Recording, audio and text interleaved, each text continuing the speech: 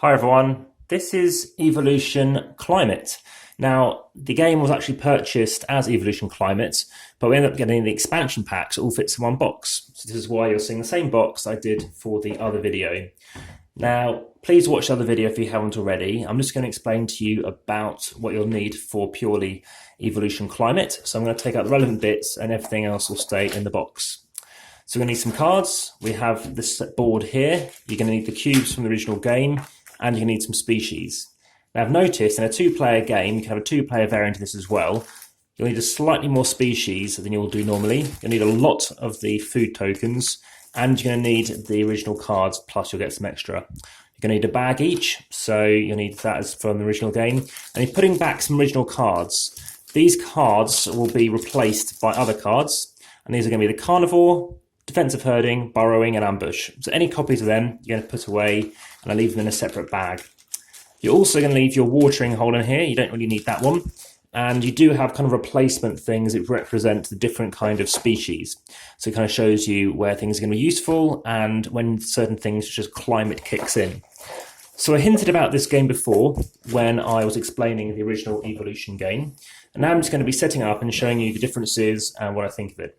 So keep your bag to one side, and I'll be laying out the board as it should be for a 2 to 3 player game.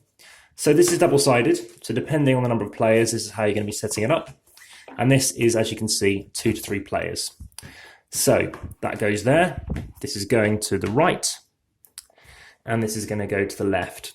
So what's going to be happening is we're going to be, as per usual, trying to fight and eat, and either eating each other or competing for the same resources. Let's leave that in shot slightly. So there we go. We are now going to be going out. Now, I've ended up putting everything into one bag. We're going to have our Nessie first player marker, one of the best first player markers there is in board games. You're going to have something which tells you if it's hot or cold. Now, for some reason, I always tend to leave it right in the center, but typically you're going to either make it hotter or colder. Like I said, you're going to need some of your food counters handy. Let's just leave some of them there. And you're also going to need, obviously, a species board each. Now, unlike in Evolution, you're actually going to have a few more trait cards than you normally would. So normally in Evolution, you're going to get 3 cards each. In this version, you're going to get 4. So now what you're going to do is you're going to take all your cards, shuffle them around together, and you're going to give yourself 4 cards each, plus 1 card per species. So here we go. I've got some cards here. Now the difference is, now again, I'm not explaining the whole game, which would be like an Evolution. I'm just going to explain the differences. You're going to have some cards on here which have positives and negatives, or basically suns and snowflakes. Now in this instance, you're going to place some cards into here, as you would normally, to get some food. But when you do that, you reveal, based on, I don't know, someone put that in there and someone put this in there, 2 suns against 1 snowflake. If one's greater than the other, you're going to move it in this direction. If it feels equal, nothing happens. And what you need to watch out for is suddenly, in addition to what size animals people are, if you have an animal, which might be at, say, up here, so if it moves up 1 position in a round, the next round, because nothing really happens too much, you're just getting additional extra food. 2 extra food goes into the watering hole. I guess you might say it's proliferating more, whereas it's going to start freezing and being less productive. So in this case, all we get is a little bit more food. So if you've got some species that were struggling for food last round, depending on what trait cards you have, you might want to start considering getting out some more food. In addition to that, what can happen over here is if a species is size 5 or 6, it's actually going to lose 1 population. If a species over here it's this size, and it's basically hot, then it's going to lose it's going to lose 2 population, and here it's going to lose 4 population for being size anything. 1 to 6 is going to lose a population of 4. Basically, so many of them, they're just going to overheat. Whereas down here, a body size of 1 to 2 is cold. It hasn't got a very good surface area to volume ratio. It's actually, it hasn't got a big layer of fat, basically. So very thematic, and it works the same way. You're reducing food, like here, and you're actually going to start struggling. So you want big animals down here, small animals over here, and you have other things on these cards, which are things such as when determining a species is hungry, you may ignore up to 2 unified population, and it prevents 1 cold or 1 population due to loss of cold. So this case, you've got prevent 1 population loss due to heat cold. So similar cards, go through them all and you'll see there's some interesting things to obviously be aware of. Compared to Evolution, well, the standard edition, I always prefer this edition. I like the fact that, you know, I'm watching out for somebody else, but actually I'm thinking, well, I want a bit more food. I'm going to put it in here.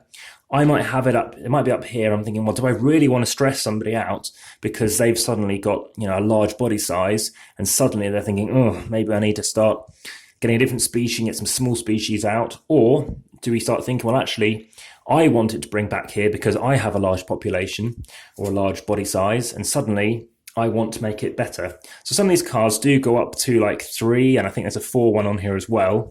So you can really swing the balance. Now in multiplayer, so more than 2 in fact, you're going to notice that it's going to start getting out of control as to who's doing what.